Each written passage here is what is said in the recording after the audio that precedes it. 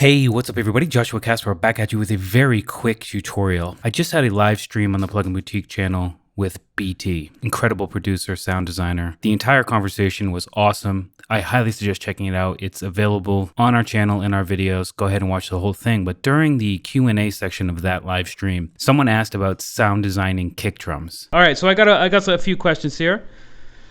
Nice. The first one is from Noah Masi. And he is wondering how you like to add top end and texture to kicks. And he's wondering if you're doing it by layering or by processing, and he would love to know. Oh, man. What a great It is a really great question. That's a fantastic question. Well, so to start with, if you're adding top end information to kicks, it indicates to me a specific style of music because and what I would say is kind of faster house-oriented music, so kind of progressive stuff up through trance. Is what that would indicate to me, because a lot of the deeper sort of stuff is using, especially now, guys like Marsh and Grum and some of these guys are doing these really muted kind of desk distortion, mid 90s 909 kicks. There's this whole new thing happening with kick drums recently that when I first heard it, I was like, oh no, this is like, we were trying to avoid this a long time.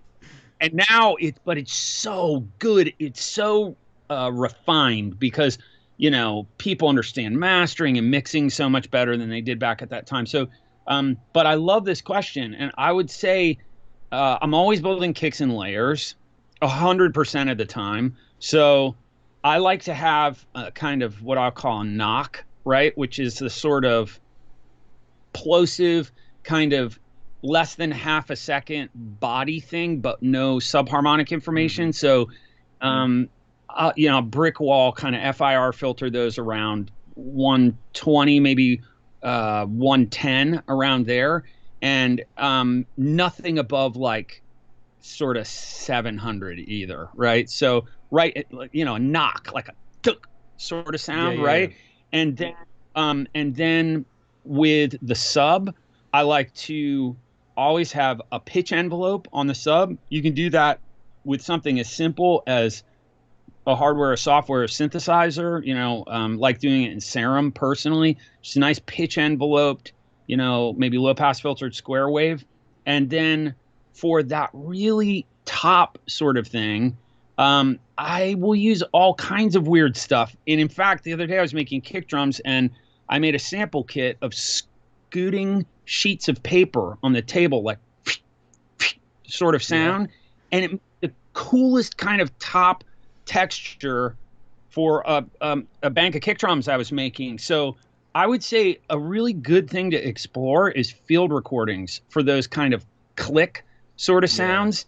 And they get so small you can tap a pencil on your laptop, and that can be an incredible click for a kick drum. The last thing I'll say about it is for your clicks, I've got a cool little trick for you, which is, and this comes from my early drum machine days, and I do it with every kick drum I make, and look at my records visually, and you'll see this, is I cut them off axis.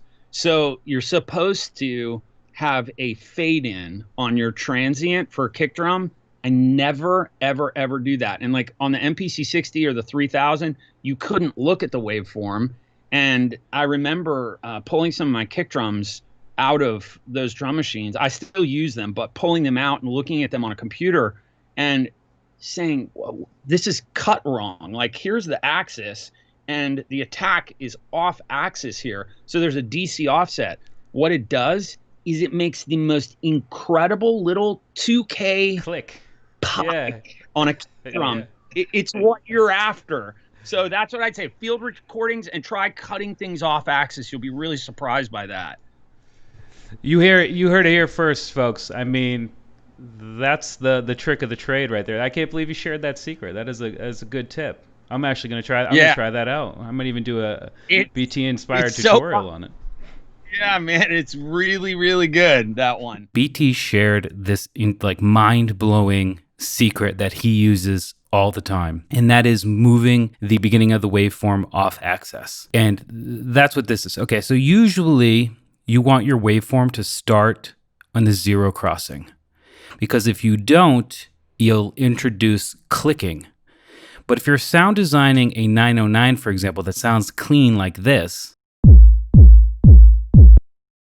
a little bit of clicking is actually a good thing. Watch what happens if I move the starting position of that kick to the off access point of this first peak here. You hear that clicking?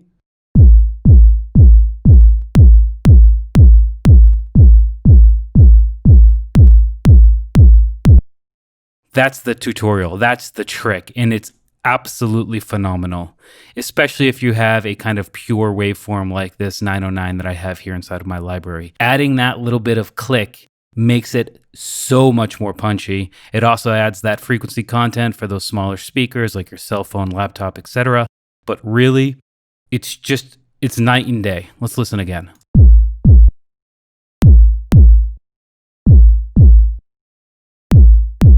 And it even works if you're still adding a transient layer like this other one here.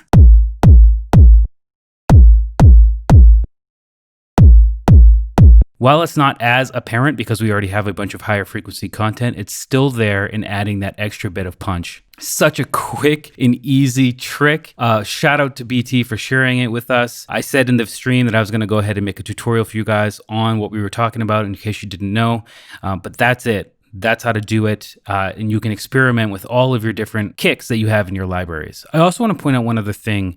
If you use Ableton Live, and this is kind of an extra thing, if I pull in this, the way I have my preferences, it automatically adds this. So you reduce a clicking sound. If I had that over here, it would reduce that peak to the zero crossing and remove the clicking. And that's a preference inside of options.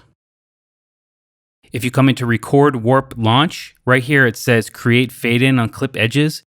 For the most part, you want to keep that on. But remember, when you need something with a transient like this kick or your snare or your percussion or a really thick bass, that's being added. And if you're zoomed out, it's really not noticeable that it's there. But man, what a difference it makes. So if you listen here and now here, it just doesn't have the punch. And if you zoom in, you can actually see why. If I move this over, look at all that transient information that was getting lost, especially right here in the beginning. Okay, so that's kind of an extra thing. I'm kind of going off course here, but the off-axis point, starting position for clean bass hits, clean 909 hits, clean bass drums, is just a phenomenal thing you should be doing, and also keeping in mind if you use Ableton about those auto fades. Anyway, Joshua Casper here for a quick tutorial with Plugin Boutique. I hope you learned something, and I'll see you in the next video.